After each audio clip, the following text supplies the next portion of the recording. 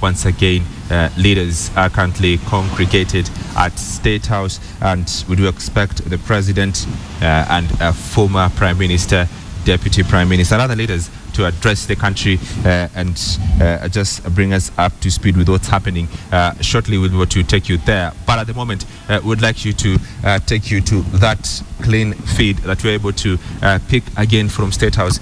Let's once again try if we can listen in to what's happening at State House. All right, I'm being informed that shortly that link will be up. But would you expect President Uhuru Kenyatta, former Prime Minister Raila Odinga, and indeed the former Deputy Prime Minister Musalia Mudavadi to address the nation and other leaders from State House? President Uhuru Kenyatta earlier on did visit the MP Hospital, where most of the victims have been hospitalized. Currently, government figures put the death toll at 59. 206 have so far been injured, and that's according to the Kenya Red Cross. Let's now take you live to State House, and let's just listen in. Kenyans who have come together to pay condolences to the families that have lost their loved ones, and to also those who still have some members of their family trapped within the Westgate, and those that are recuperating in hospital. It is indeed a very difficult time for all Kenyans. We stand here in solidarity to commend the security forces of Kenya, and to also commend the volunteers, the medical teams, and the individuals who have come together in this very difficult moment. This is a very unfortunate visitation of evil once again on the people of Kenya. Many years ago, we went through a similar tragedy. I wish to take this opportunity to actually appeal to all Kenyans and to the international community that this is not the time for a blame game. This is the time for us to pull together so that we can heal our nation. It is also not the time that Kenya shall start facing very hostile travel advisories. We need to recover, we need to get up on our feet, and we appeal to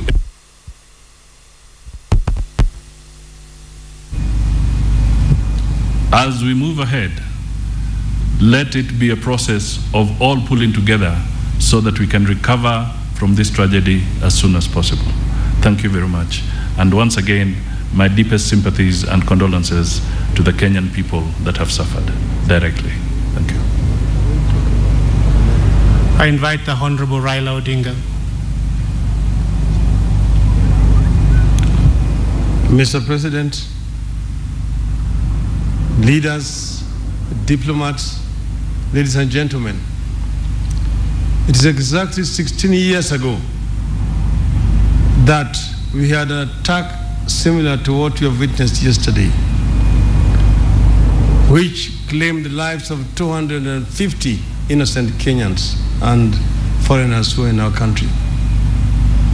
At a time like this, we must come together as a people.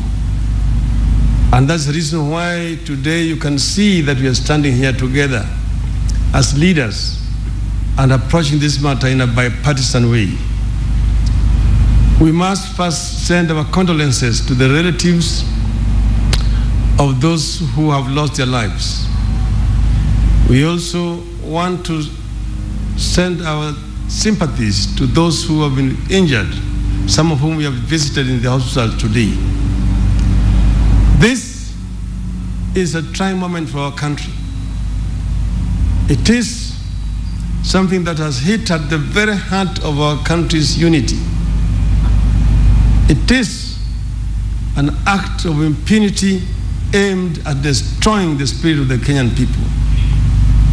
The Kenyan spirit is so strong, so powerful, to be destroyed by a mere terrorist attack.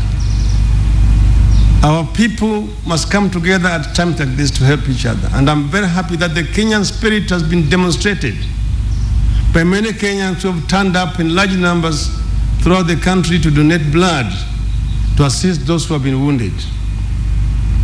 We would like to appeal to everybody else to know that Kenyans cannot be divided. There is an attempt to try to divide Kenyans along religious lines, to say that the terrorists were asking whether you are Muslim, and if you are Muslim, then you are allowed to leave. There's nothing like that. Kenyans have vowed to be united irrespective of religious differences, and no attempt from foreigners will actually receive any different results. I would also like to appeal to the social media, particularly Facebook and Twitter, not to propagate some of these hate messages which are being propagated by the terrorists, because once the damage is done, it's very difficult to repair. We also want to appeal to our international community to stand with us. We thank the African diplomats who have shown solidarity by coming to express their sympathy with us today. And we'd like to ask the entire international community to do so. Quite a number of them have already sent messages of sympathy and condolences to us. But this is not the time to issue travel adversaries, because terrorist attacks are universal. They take place in Israel, in Iraq, in the US, in the UK, in Spain, all over the world. And no travel adversaries are issued, because this would hurt the economy of our country. Tourism is a very major contributor to our economy. We therefore want it to be treated as an isolated incident by terrorists as such, and allow Kenyans to continue with their economy in a normal way. Don't take any kind of actions which will disrupt the Kenyan economy. I thank all the leaders who have shown unity and solidarity at this moment in time. Let us stand firm as Kenyans, because we have a date with destiny. We want to realize the dream of the founding fathers of our nation, which said we must live together and be united. We thank everybody else, and I wish once again those who have been wounded or injured quick recovery. We thank all the hospitals which are doing a marvelous job in giving treatment to all those people. But thank you very much. May God bless Kenya. His Excellency the President. Thank you. I'm going to just read a short prepared statement on behalf of all the leaders who are here today. And I want to begin by thanking all our national leaders who have come together, showing the true spirit that is Kenya, a united nation, strong against any adversity. I would also like to take this opportunity to thank our brothers and sisters on the African continent, represented here by their ambassadors, for their show of solidarity and support for us here in Kenya at this difficult and trying moment. Fellow Kenyans, I thank all of you for staying strong and for being there for each other's sake as the tragic ordeal at the Westgate Mall enters its second day. You continue to be heroic in many amazing and heartening ways. As a nation, we speak as one. You can see here former Prime Minister Raila Odinga, former Deputy Prime Minister Musalia Mudavadi, and other national leaders, both in and outside government. We are a multi-ethnic, multicultural, and multi-religious society. And we are a society that believes that our diversity is also our strength. Sadly, the evil and cowardly act of terrorism has claimed so far 59 lives and injured more than 175 people. Let us continue to keep all the affected people in our thoughts and prayers, even as we reach out with a helping hand. I want every bereaved family to know that I, and indeed all of us, mourn very deeply with them. No one should lose their life so needlessly, so senselessly, and no family should have to receive news that their loved ones have been killed by a criminal bunch of cowards. As your president, and as a leader, and also as a Kenyan, I feel the pain of every life we have lost and share your grief at our nation's loss. My nephew and his fiancée were amongst those who died in this attack. These are young, lovely people I personally knew and loved. Many of us have lost loved ones. Let us mourn them all as one nation and keep them always in remembrance and prayer. To those who have suffered physical and psychological wounds, I offer words of comfort and encouragement. Please know that my government and multitudes of well-wishers are united in one resolve to see you through this painful and confusing moment. Take heart that you are not alone. As you bear your heart, we are praying for your quick recovery. Owing to the response of the various security agencies at the scene and the selfless and countless Kenyans, more than 1,000 people were rescued from the mall and attended to. We continue to rescue more. This is remarkable and encouraging. I am aware that many have expressed impatience over the pace at which the situation is unfolding. And while I empathize with your anxiety at seeing the matter concluded as quickly as possible, I ask also for your understanding.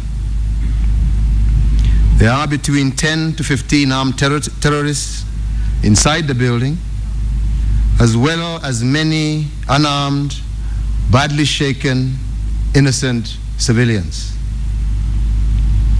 We have reports of women as well as male attackers. We cannot confirm details on this.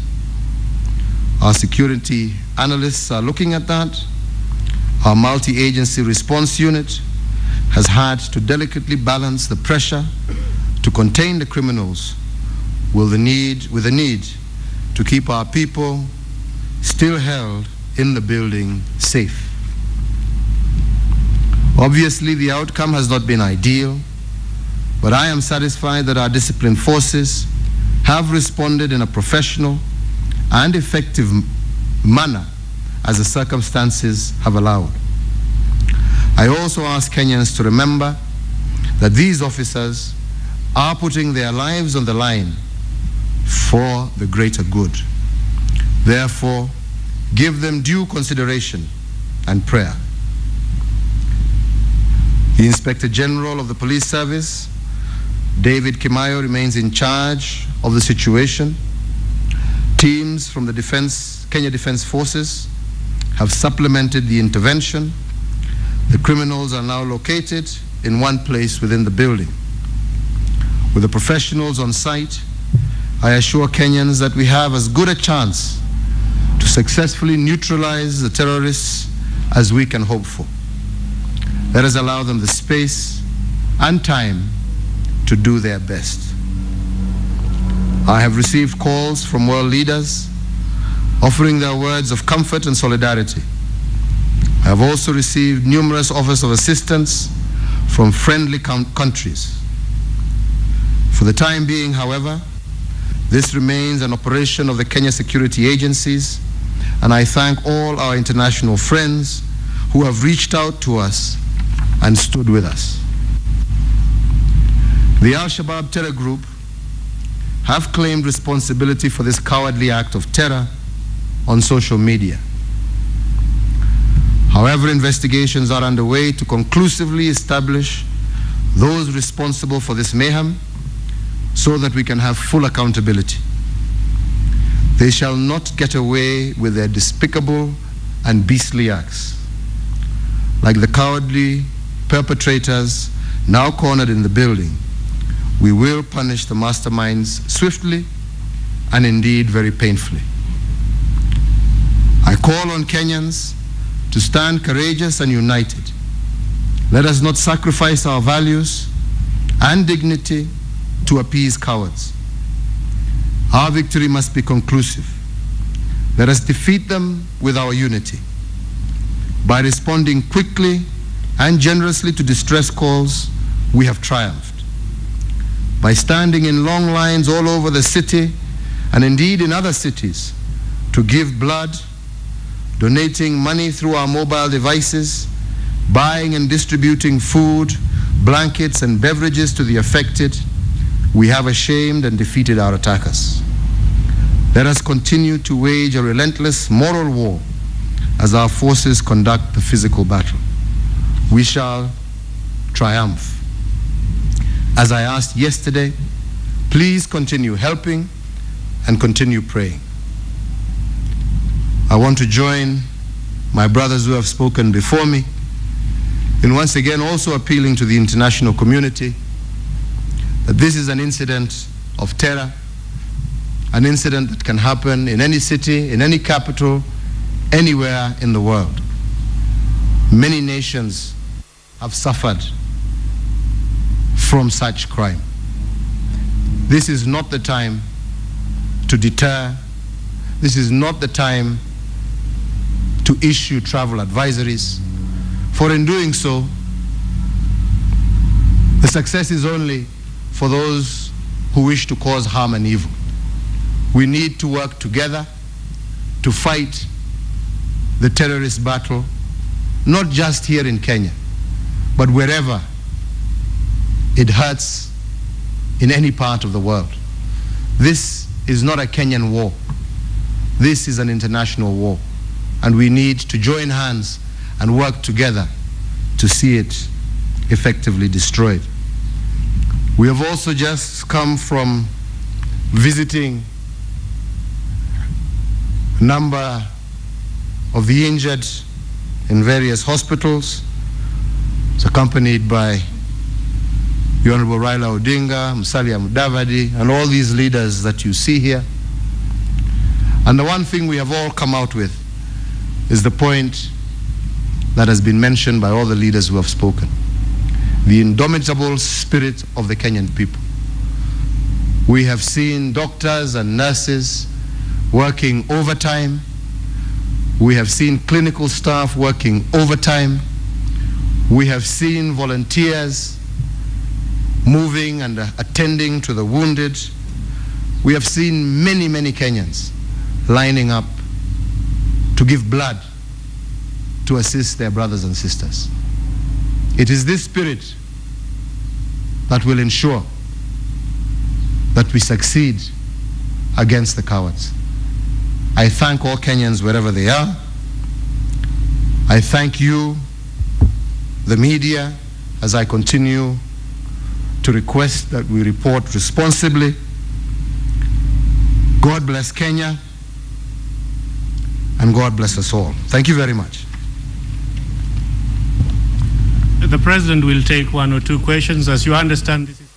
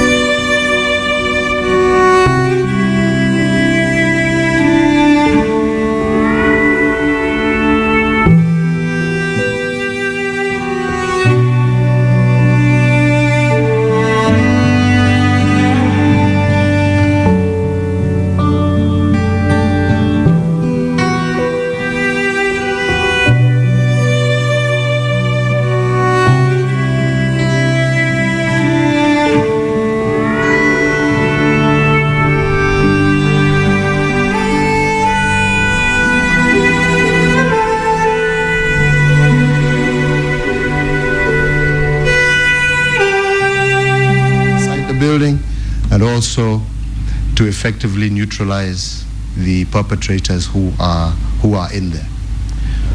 On the second question, we went as a nation into Somalia to help stabilize the country, but most importantly, to fight the war against terror. Terror that had been unleashed on Kenyan people, on the Somali people, and people everywhere in this world. I want to be very clear and categorical. We shall not relent on the war on terror.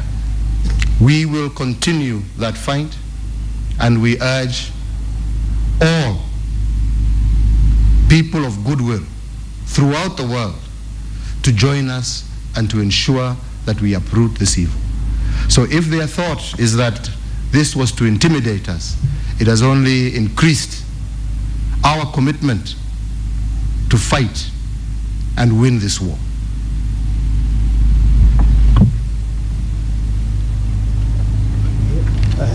Thank you. Solomon Mugera from the BBC. Your Excellency, yes, we know this is a very delicate matter. And as you've said, there are quite a number of unarmed people still in the mall. Don't you think a time will come when you need to prepare the country for the worst? Because if those terrorists are armed, I would prefer to cut you short, and like I said, let us allow the professionals to do their work, and I would not want to comment on matters that are currently in their preserve. They are doing the best they can to ensure that they save as many lives as possible and to neutralize the terrorists who are still in the building. Hussein Mohammed from Citizen TV Kenya. With all due respect to what the security forces are doing and they continue doing, are you concerned as a president with the state of the nation's security that we did not receive any intelligence reports, or did we receive of such an attack? Let me be very clear. This is one attempt that has succeeded. There has been numerous threats which have been neutralized in the past. This goes to say that our intelligence services are doing the best that they can. But we all as Kenyans must also remember that we must play our part to be vigilant. But more importantly, let me state that at this particular point in time, my interest and the interest of every Kenyan, wherever they are, is the safety of the people who are there and to bring this crisis to an end. This is not a time to throw blame this way or that way. This is a time to ensure the safety of our Kenyans who are still in that building. One more. Yeah, last one. Mr. President, labda kwa lugha ya Kiswahili, kwanza kabisa pole sana kwa yale ambayo yametufikia. Pili, nafikiri baadhi ya maswali yameulizwa na wenzangu. Kusisitizia tu wa Kenya labda kwa lugha ya Kiswahili, utawaambia nini wakati kipindi hiki ambacho ni kigumu kwa Wakenya na wakati ule ule wanataka kujua taarifa ambazo ni halisi zaidi kutoka kwenu nyinyi? Asante. Yangu ni kwanza kusema ya kwamba tunashukuru vile viongozi wote wa taifa letu la Kenya wameungana pamoja kuomboleza wale ambao wamepoteza maisha yao, kuwafariji wale ambao wameumia kwa sababu ya kitendo hii ya ugaidi, na vile tumesimama pamoja kama viongozi tukishirikiana na ndugu na dada zetu ambao mnawaona hapa kutoka taifa mbalimbali za kontinenti letu la Afrika. Tumesimama imara, tumesimama wima, tukiuliza kwanza utulivu kwa Wakenya wote, tukiuliza subra, turuhusu maafisa wetu wa usalama waweze kuendelea na zile operation ambazo wako nazo, tukihakikishia Wakenya ya kwamba tumeweka usalama katika maeneo mbalimbali katika taifa letu, wasiwe na hofu, na kuhakikishia ya kwamba magaidi ambao wametenda kitendo hii watafuatiliwa,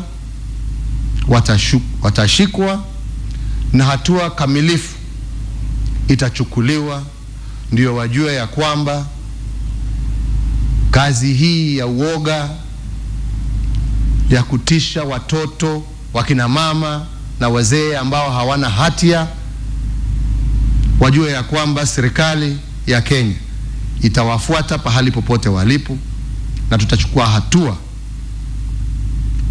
kulingana na yale ambayo wametenda. Kwa hivyo yangu ni kuwauliza tuwe na umoja, tuwe na amani, kuhakikishia Wakenya ya kwamba sisi kama viongozi tunaendelea kushirikiana na kazi hii ambayo tunaifanya na yale ambayo tutafanya tukienda mbele. Tutafanya tukiwa viongozi wa taifa la Kenya ambao watahakikisha ya kwamba hii mambo ya ugaidi tutapambana naye mpaka tuimalize katika taifa letu la Kenya. Kwa hivyo yangu ni kuwaomba utulivu, tukae na umoja, tuwe na maombi kwa wale wote ambao wameadhirika. Na vile ndugu yangu Raila amesema, na ndio ukweli, ya kwamba tusichukue hii vita kuwa vita ya kidini, vita ya Kiislamu au tunapambana na Waislamu wenzetu. Hii ni vita ya kupambana na magaidi ambao wameumiza maisha ya Wakenya na wananchi wa nchi zingine mbalimbali. Na kati ya wale ambao wamekufa watu wa kabila mbalimbali, watu wa dini mbalimbali. Ndugu yetu hapa mnamuona Hassan, yeye pia ameumia na ameumizwa na hawa magaidi. Kwa hivyo hii ni vita ya kupambana na hawa wahalifu, na ni vita ambao sisi kama Wakenya yastahili tushirikiane, tuungane pamoja na tuhakikishe ya kwamba tumepambana na hawa kikamilifu. Na pia Wakenya pahali popote walipo wawe pia macho, wakiona lolote ambalo linaweza kuhatarisha usalama wa taifa letu la Kenya, wapashie maafisa wa usalama habari, na ndio zote pamoja tuweze kuhakikisha ya kwamba sisi zote tuko tayari kupambana na hawa wahalifu. Mtu akisikia lolote, tafadhali mpashe habari kwa maafisa wa usalama. Kwa haya machache na mengi, Mungu awabariki. Asanteni sana.